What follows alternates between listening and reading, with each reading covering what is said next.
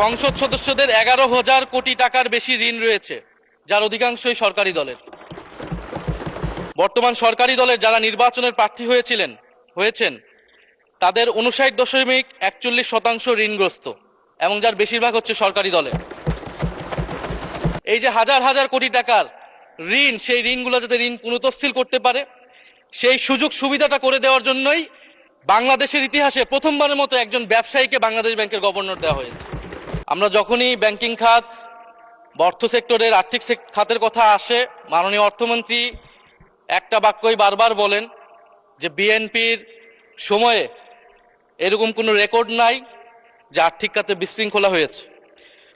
উনি কিছুক্ষণ আগে অস্বীকার করলেন যে বাংলাদেশ ব্যাংকের গভর্নর একটা রাজনৈতিক নিয়োগ, তাদের দলের নির্বাচন কমিটির সদস্য, এবং তিনি এটা অস্বীকার করলেন।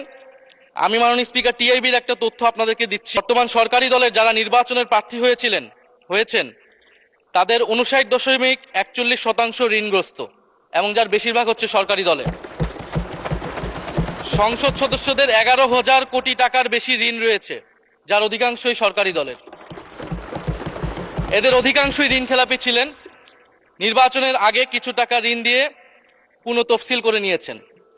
এবং বর্তমান যে বাংলাদেশ ব্যাংকের গভর্নর, তার স্পেশালিটিটা কি? তার স্পেশালিটি হচ্ছে এই ঋণ পুনঃতফসিল করা, এটাতে তিনি এক্সপার্ট। ফলে তাকে বাংলাদেশ ব্যাংকের গভর্নর কেন দেওয়া হয়েছে এটা খুব পরিষ্কার মাননীয় স্পিকার। এই যে হাজার হাজার কোটি টাকার ঋণ, সেই ঋণগুলো যাতে ঋণ পুনঃতফসিল করতে পারে সেই সুযোগ সুবিধাটা করে দেওয়ার জন্যই বাংলাদেশের ইতিহাসে প্রথমবারের মতো একজন ব্যবসায়ীকে বাংলাদেশ ব্যাংকের গভর্নর দেওয়া হয়েছে।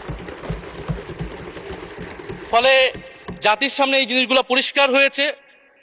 এখন সামনের আর্থিক খাতে আরো নিয়োগ তারা কি বিবেচনায় দিবেন, এই জন্য আমরা তাদের উপর আর আস্থা রাখতে পারছি না মাননীয় স্পিকার।